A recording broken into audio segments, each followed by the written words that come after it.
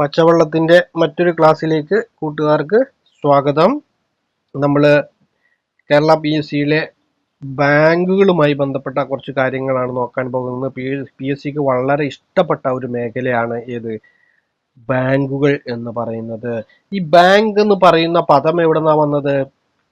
Italy വേർഡായിട്ടുള്ള ബാങ്കോ അല്ലെങ്കിൽ French വേർഡായിട്ടുള്ള ബാങ്കു എന്ന് പറയുന്ന ഈ രണ്ട് പദത്തിൽ നിന്നാണ് ബാങ്ക് എന്ന് പറയുന്ന പദം വന്നതായി കരുതപ്പെടുന്നത്. ഇതിനർത്ഥം എന്താണ്? ഒരു ടേബിള് അല്ലെങ്കിൽ ഒരു ബെഞ്ച്, പണം കൈമാറ്റത്തിനായി സൂക്ഷിക്കുന്ന ഒരു ടേബിള്, ഒരു ബെഞ്ച് എന്നാണ് എന്തിനർത്ഥം?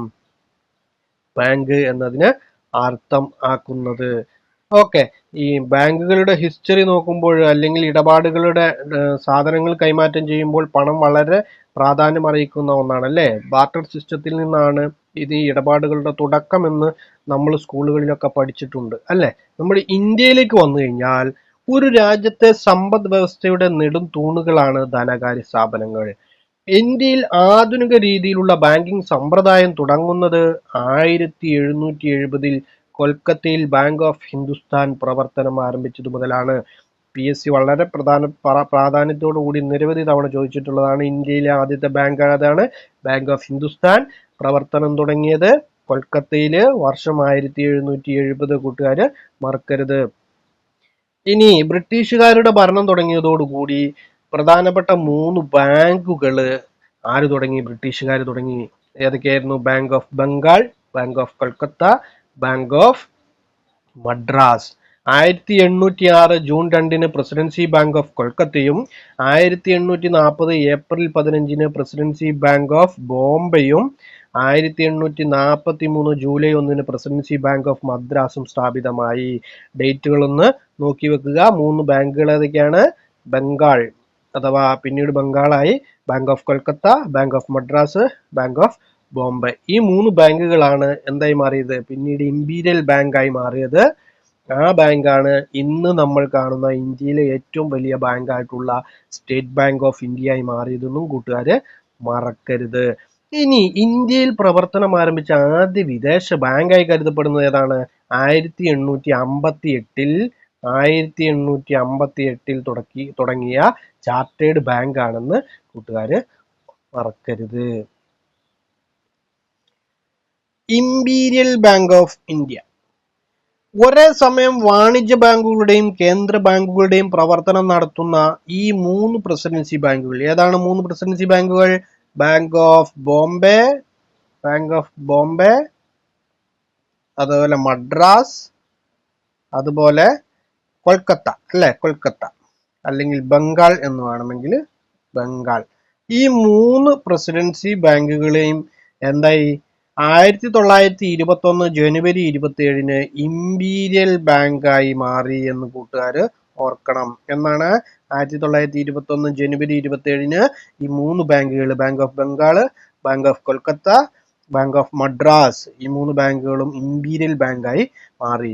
വെച്ച് ഏറ്റവും പഴക്കം ചെന്ന, ഇന്ത്യയിൽ നിലവിലുള്ളതിൽ വെച്ച് ഏറ്റവും പഴക്കം ചെന്ന പൊതുമേഖലാ ബാങ്കാണ് അലഹബാദ് ബാങ്ക് 1865. എന്നാൽ 1806 രൂപീകൃതമായ ബാങ്ക് ഓഫ് കൊൽക്കത്ത ഇന്നത്തെ സ്റ്റേറ്റ് ബാങ്ക് ഓഫ് ഇന്ത്യ ആണ് എന്നുള്ളതും നമ്മൾ ഓർക്കണം. ഓക്കെ, അപ്പൊ ബാങ്ക് ഓഫ് കൊൽക്കത്തയും ഏതിന്റെ ഭാഗമാണ്? നമ്മുടെ ഇന്നീ കാണുന്ന SBIയുടെ ഭാഗമാണ്. അപ്പൊ അതും പഴയ ബാങ്കാണെന്ന് പറയാം. പക്ഷെ ഒറ്റയ്ക്ക് നിൽക്കുന്നതിൽ ഏറ്റവും വലിയ പൊതുമേഖലാ ബാങ്കാണ് അലഹബാദ് ബാങ്ക്. പൂർണ്ണമായും ഇന്ത്യക്കാരുടെ ഉടമസ്ഥതയിലും നിയന്ത്രണത്തിലും ആരംഭിച്ച ആദ്യ ബാങ്കാണ് സെൻട്രൽ ബാങ്ക് ഓഫ് ഇന്ത്യ. അത് ആദ്യ സ്വദേശി ബാങ്കാണ്. അതുപോലെ 1911 മുംബൈയിൽ സ്ഥാപിതമായ സെൻട്രൽ ബാങ്ക് ഓഫ് ഇന്ത്യയുടെ സ്ഥാപക ചെയർമാൻ ആരായിരുന്നു? ഫിറോസ് ഷാ മേത്ത ആയിരുന്നു എന്ന് കൂട്ടുകാര് ഓർക്കണം. അപ്പൊ പൂർണ്ണമായും ഇന്ത്യൻ ഉടമസ്ഥതയിലും നിയന്ത്രണത്തിലും ആരംഭിച്ച ആദ്യ ബാങ്കാണ് സെൻട്രൽ ബാങ്ക് ഓഫ് ഇന്ത്യ. ഈ സെൻട്രൽ ബാങ്ക് ഓഫ് ഇന്ത്യയുടെ സ്ഥാപക ചെയർമാൻ ആരായിരുന്നു? ഫിറോസ് ഷാ മേത്ത ആയിരുന്നു എന്ന് കൂട്ടുകാര് ഓർക്കണം. പൂർണ്ണമായും ഇന്ത്യൻ മൂലധനം കൊണ്ട് തുടങ്ങിയ ആദ്യത്തെ ഇന്ത്യൻ ബാങ്കാണ് പഞ്ചാബ് നാഷണൽ ബാങ്ക് അല്ലെ? ഒരുപാട് തട്ടിപ്പുകൾക്ക് കളമായിട്ടുള്ള ഒരു ബാങ്കായിരുന്നു അല്ലെ? ഒരുപാട് പണം ലോണുകൾ കൊടുത്തിട്ട് അത് തിരിച്ചടയ്ക്കാൻ പറ്റാതെ വളരെ പ്രതിസന്ധി അനുഭവിച്ചുകൊണ്ടിരിക്കുന്ന ബാങ്കാണ് പഞ്ചാബ് നാഷണൽ ബാങ്ക്. 1894 മെയ് 19 നമ്മുടെ ലാല ലജ്പത് റായി ആണ് ഇത് ആരംഭിച്ചത്. ലാഹോറിലാണ് ഇതിന്റെ പ്രവർത്തനം തുടങ്ങിയത് എന്നും കൂട്ടുകാര് ഓർത്തിരുന്നോളണം. 1895 ഏപ്രിൽ 12 പ്രവർത്തനം ആരംഭിച്ചത്. ഇന്ത്യയുടെ ബാങ്കിംഗ് സമ്പ്രദായത്തെ പ്രധാനമായിട്ടും 3 നമുക്ക് തരംതിരിക്കാം. ഓക്കെ, ഇന്ത്യയുടെ ബാങ്കുകളെ പ്രധാനമായിട്ട് 2 തരംതിരിക്കാൻ പറ്റുന്നത്. ഏതാണ്? ഒന്നും കൂടെ നോക്കിക്കഴിഞ്ഞാൽ ഏതാണ്? ഓർഗനൈസ്ഡ് സെക്ടർ, അൺഓർഗനൈസ്ഡ് സെക്ടർ എന്നൊക്കെ പറഞ്ഞുകൊണ്ട്. പക്ഷെ നമുക്ക് PSCയിൽ പഠിക്കാൻ എളുപ്പത്തിന് 3 തരംതിരിക്കാം ബാങ്കിങ് പ്രവർത്തനത്തെ. റിസർവ് ബാങ്ക്, അതുപോലെ വാണിജ്യ ബാങ്കുകൾ, അതുപോലെ കോപ്പറേറ്റീവ് ബാങ്ക് അഥവാ സഹകരണ ബാങ്കുകൾ എന്നുള്ളത്. ഇനി നമുക്ക് കുറച്ച് ചോദ്യങ്ങൾ നോക്കിയിട്ട് ഈ ക്ലാസ് അവസാനിപ്പിക്കാം. ഇന്ത്യയിലെ ആദ്യ ISO സർട്ടിഫൈഡ് ബാങ്ക് ഏതാണെന്ന് കൂട്ടുകാർക്ക് അറിയാമോ? ആദ്യ ISO സർട്ടിഫൈഡ് ബാങ്കുകൾ ഏതാണ് കൂട്ടുകാർക്ക് അറിയാമോ?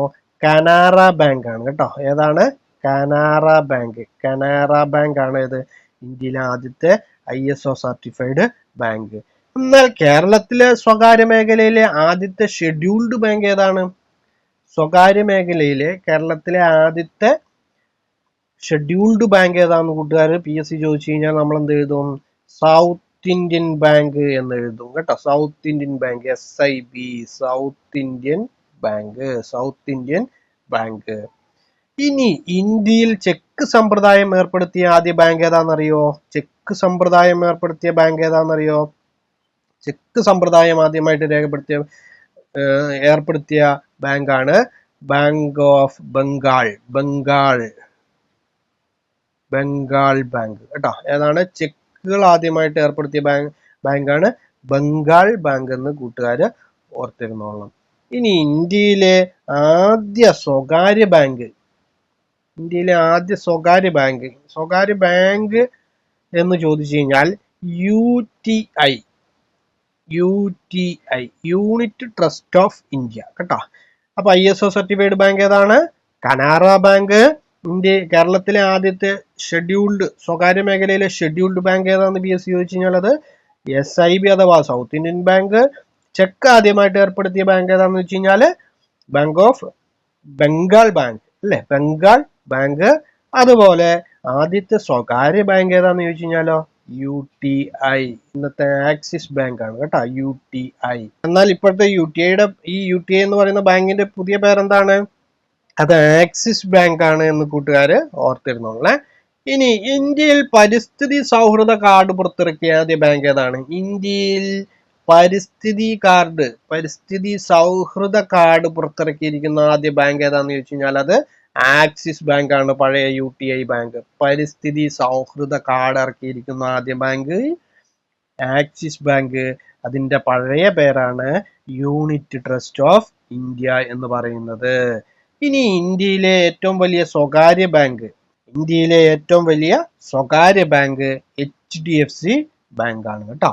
ഇനി ആദ്യമായി ഒഴുകുന്ന ATM ആരംഭിച്ച ബാങ്ക്, ആദ്യമായിട്ട് ഒഴുകുന്ന ATM, പുഴയിലൂടെയോ കായലിലൂടെയോ സഞ്ചരിച്ചു കൊണ്ടിരിക്കുന്ന ATM തുടങ്ങിയിരിക്കുന്ന ആദ്യ ബാങ്കാണ്. അത് SBI ആണ്. നമുക്ക് അഭിമാനിക്കാം, അത് കൊച്ചിയിലാണ് തുടങ്ങിയിരുന്നത് കേട്ടോ. അതെവിടെയാണ്? കൊച്ചിയിലാണ് തുടങ്ങിയിരിക്കുന്നത്. ഇനി ഇന്ത്യയിൽ മ്യൂച്വൽ ഫണ്ട് സംവിധാനം ആരംഭിച്ച ആദ്യ ബാങ്ക്. മ്യൂച്വൽ ഫണ്ട് എന്താണ്? മ്യൂച്വൽ ഫണ്ട് എന്ന് നിങ്ങൾക്ക് അറിയാമോ? മ്യൂച്വൽ ഫണ്ട് ഒരു ഫിനാൻഷ്യൽ ടേം ആണ്. മ്യൂച്വൽ ഫണ്ട് എന്ന് പറഞ്ഞാൽ ഒന്നുമില്ല, നമ്മളെ പോലുള്ള ചെറുകിട ആളുകളിൽ നിന്നും ചെറിയ ചെറിയ തുകകൾ മന്ത്ലിയോ വീക്കിലിയോ സ്വരൂപിച്ചുകൊണ്ട് ഒരു അസറ്റ് മാനേജ്മെന്റ് കമ്പനി ഷെയർ മാർക്കറ്റുകളിലും അതുപോലെ ബാങ്കുകൾക്കും വൻകിട സ്ഥാപനങ്ങൾക്കും ഒക്കെ ലോണായി കൊടുത്തുകൊണ്ട് പ്രവർത്തിക്കുന്ന തരത്തിലുള്ള സ്ഥാപനമാണ് മ്യൂച്വൽ ഫണ്ട് കമ്പനീസ് എന്ന് പറയുന്നത്. അതിൽ നിക്ഷേപിക്കുന്നത് വളരെ റിസ്ക് കുറവാണ്, നഷ്ടസാധ്യത വളരെ കുറവാണെന്ന് പറയപ്പെടുന്നു. അത് ബാങ്കിങ് സെക്ടറിൽ ആരംഭിച്ച സ്ഥാപനം ഏതാണെന്ന് ചോദിച്ചു കഴിഞ്ഞാൽ ആ ബാങ്കാണ് SBI എന്ന് കൂട്ടുകാര് ഓർത്തിരുന്നോളണം. ഏതാണ്? സ്റ്റേറ്റ് ബാങ്ക് ഓഫ് ഇന്ത്യ ആണ് എന്ന് കൂട്ടുകാര് ഓർത്തിരുന്നോളണം. ഇനി വിദേശത്ത് ഏറ്റവും കൂടുതൽ ശാഖകളുള്ള ഇന്ത്യൻ ബാങ്ക് ഏതാണെന്ന് ചോദിച്ചു കഴിഞ്ഞാൽ അത് SBI ആണ്. ഇന്ത്യയിലെ ഏറ്റവും വലിയ ബാങ്കും SBI ആണ്. ഇന്റർനെറ്റ് ബാങ്കിംഗ് സംവിധാനം ആരംഭിച്ച ആദ്യ ഇന്ത്യൻ ബാങ്ക് ഏതാണ്? ഇന്റർനെറ്റ് ബാങ്കിംഗ് സംവിധാനം ആരംഭിച്ച ആദ്യ ബാങ്ക് ഏതാണ്? ICICI ആണെന്ന് കൂട്ടുകാര് ഓർത്തിരുന്നോളണം. ICICI ആണെന്ന് കൂട്ടുകാര് ഓർത്തിരുന്നോളണം. ഓക്കെ, ഇനി ഇന്ത്യയിൽ ഏറ്റവും കൂടുതൽ ശാഖകളുള്ള ഫോറിൻ ബാങ്ക്, വിദേശ ബാങ്ക് ഏതാണ്? ബാങ്കാണ് സ്റ്റാൻഡേർഡ് ചാർട്ടേഡ് ബാങ്ക് കേട്ടോ. സ്റ്റാൻഡേർഡ് ചാർട്ടേഡ് ബാങ്കാണ് ഇന്ത്യയിൽ ഏറ്റവും കൂടുതൽ ശാഖകളുള്ള വിദേശ ബാങ്ക്. ഇന്ത്യയിൽ ഏറ്റവും കൂടുതൽ ശാഖകളുള്ളതെന്ന് ചോദിച്ചു കഴിഞ്ഞാൽ നമ്മൾ എന്ത് എഴുതും? അത് SBI ആണ്. എന്നാൽ ഏറ്റവും കൂടുതൽ ശാഖകളുള്ള വിദേശ ബാങ്ക് ഏതാണെന്ന് ചോദിച്ചു കഴിഞ്ഞാലോ അത് സ്റ്റാൻഡേർഡ് ചാർട്ടേഡ് ബാങ്ക് എന്ന് കൂട്ടുകാര് എഴുതണം. ഇനി ഇന്റർനെറ്റ് ബാങ്കിംഗ് സംവിധാനം ആരംഭിച്ച ആദ്യ പൊതുമേഖലാ ബാങ്ക്, ഇന്റർനെറ്റ് സംവിധാനം ആരംഭിച്ച ആദ്യ ബാങ്ക് ഏതാണെന്ന് ചോദിച്ചു കഴിഞ്ഞാൽ നമ്മൾ എന്ത് എഴുതും? ICICI ബാങ്ക് എന്ന് നമ്മൾ എഴുതും. ഇനി അത് പബ്ലിക് സെക്ടറിലുള്ള ബാങ്കുകളെ ചോദിച്ചു കഴിഞ്ഞാൽ, പബ്ലിക് സെക്ടറിലുള്ള ബാങ്കുകളെ ചോദിച്ചു കഴിഞ്ഞാൽ അതെന്ത് എഴുതും? അത് പഞ്ചാബ് നാഷണൽ ബാങ്ക് ആണ്. അത് പഞ്ചാബ് നാഷണൽ ബാങ്ക് ആണ്. ഓക്കെ, അപ്പൊ വിദേശത്ത് ഏറ്റവും കൂടുതൽ ശാഖകളുള്ള ഇന്ത്യൻ ബാങ്ക് ഏതാണെന്ന് വെച്ചാൽ അത് SBI. ഇന്ത്യയിൽ ഏറ്റവും കൂടുതൽ ശാഖകളുള്ള വിദേശ ബാങ്ക് ഏതാണെന്ന് ചോദിച്ചു കഴിഞ്ഞാൽ അത് സ്റ്റാൻഡേർഡ് ചാർട്ടേഡ് ബാങ്ക്. ഇനി ഇന്റർനെറ്റ് ബാങ്കിങ് ഇന്ത്യയിൽ ആരംഭിച്ച ബാങ്ക് ഏതാണെന്ന് ചോദിച്ചു കഴിഞ്ഞാൽ ICICI. അതുപോലെ പൊതുമേഖലാ ബാങ്ക് ചോദിച്ചു കഴിഞ്ഞാൽ അത് PNB. ഓക്കെ ആണല്ലോ. ഇനി മലയാളത്തിൽ വെബ്സൈറ്റ് ആരംഭിച്ച ആദ്യ ബാങ്ക്, മലയാളത്തിൽ വെബ്സൈറ്റ് ആരംഭിച്ച ആദ്യ ബാങ്കാണ് നമ്മളുണ്ടാകും SBT, state bank of Travancore. അത് ഇന്ത്യയിൽ SBIയിൽ ലയിച്ചു അല്ലേ? SBIയിൽ ലയിച്ചിട്ടുണ്ട്. SBT, state bank of Travancore ആണെന്ന് കൂട്ടുകാര് ഓർത്തിരുന്നു. ഇനി ഇന്ത്യയിലെ ആദ്യ സമ്പൂർണ്ണ ബാങ്കിംഗ് ജില്ലയാണ് പാലക്കാട് എന്ന് ഓർത്തിരുന്നോളാം. പാലക്കാട്. ഏതാണ്? പാലക്കാട്. അടുത്ത ചോദ്യമാണ് ഇന്ത്യയിൽ